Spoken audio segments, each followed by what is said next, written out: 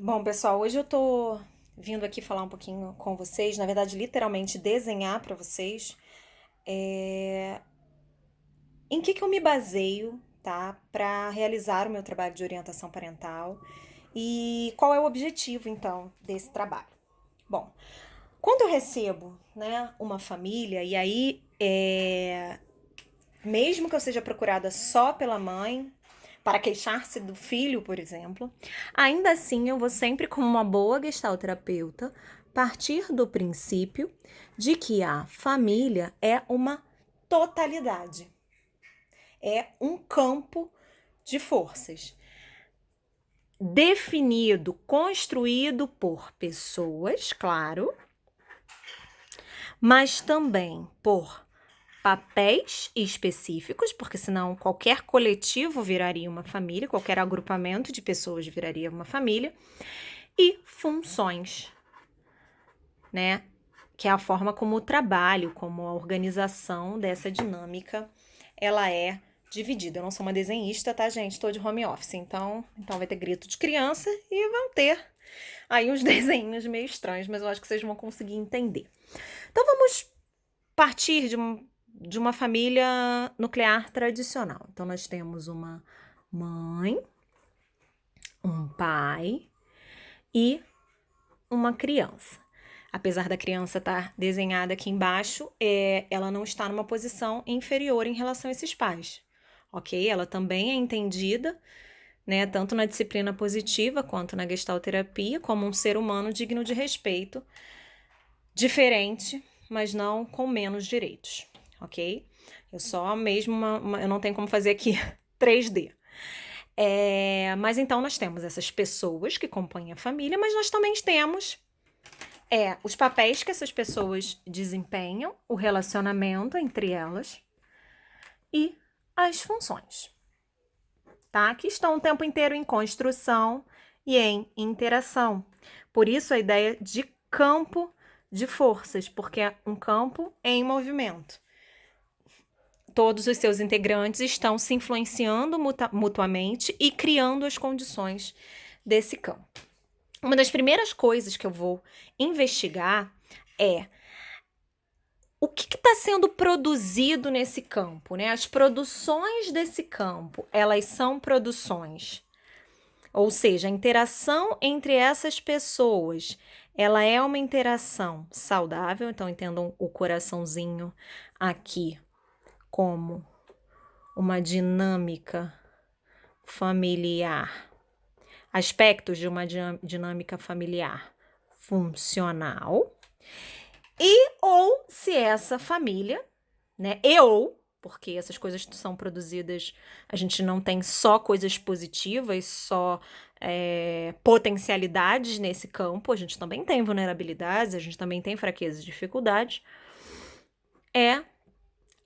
eu vou investigar também quais são essas vulnerabilidades do campo, quais são essas mensagens de perigo, né?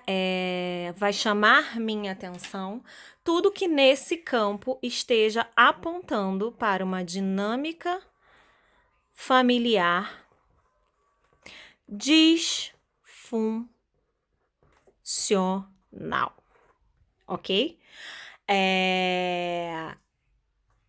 Por quê? E por que eu preciso saber disso? Porque uma dinâmica familiar que tende ao desequilíbrio, que tende à disfuncionalidade, ela vai afetar majoritariamente este serzinho aqui. E por que, Fabrícia? Pelo simples fato de que ele é o ser humaninho com menos recursos internos. É a pessoa que está há menos tempo no mundo, que traz uma bagagem menor, né, uma experiência menor e uma habilidade menor para lidar com as disfuncionalidades desse campo, que podem ser disfuncionalidades de comunicação, nos próprios relacionamentos, uma distribuição de papéis e funções desequilibrada, uma falta de constância no comportamento dos pais, uma falta de uma discordância entre o que essa pessoa pensa e essa pessoa pensa, portanto, as regras elas vão ser paradoxais, os papéis não vão ficar claros, as funções não vão estar claras, e tudo isso vai refletir na criança, que vai apresentar, então, majoritariamente é quem vai apresentar os sintomas e, entre muitas aspas, o mau comportamento. Vou escrever aqui embaixo, senão vocês não veem, né? Ou o mau, entre aspas, comportamento, tá?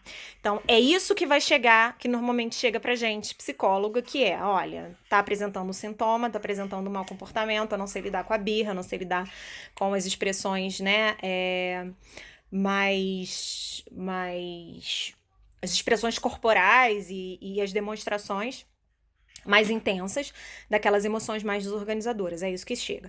Mas antes de propor qualquer intervenção, nós precisamos entender tudo isso aqui. Como que cada relação funciona, como que cada um se enxerga, como essa dinâmica ela é estabelecida e por que ela está em desequilíbrio, se é que ela está em desequilíbrio. Então, uma das primeiras coisas que a gente vai identificar é o desequilíbrio dessa dinâmica. Estando essa dinâmica desequilibrada, é nisso que a gente vai trabalhar primeiro sempre. E vamos esperar quais vão ser as respostas sobre esse serzinho, então, com menos recursos internos. Tá? E o que eu posso dizer para vocês pela minha prática é que a maioria das vezes, quando a gente intervém no todo, a gente beneficia todo esse sistema e beneficia individualmente as pessoas, porque o nosso desejo sempre inicial é minimizar as vulnerabilidades, minimizar o que não está funcionando e aumentar, né, as potencialidades, aumentar a produção saudável desse campo, alimentar formas saudáveis de relacionamento, propor ideias, experimentos, exercícios que consigam promover nessa família um aumento disso aqui, um aumento do que é funcional, do que faz crescer, do que faz desenvolver, do que promove saúde. E aí, se isso não funcionar, ou se isso funcionar pouco, nós começamos aí a investigar realmente a possibilidade de existência de um transtorno.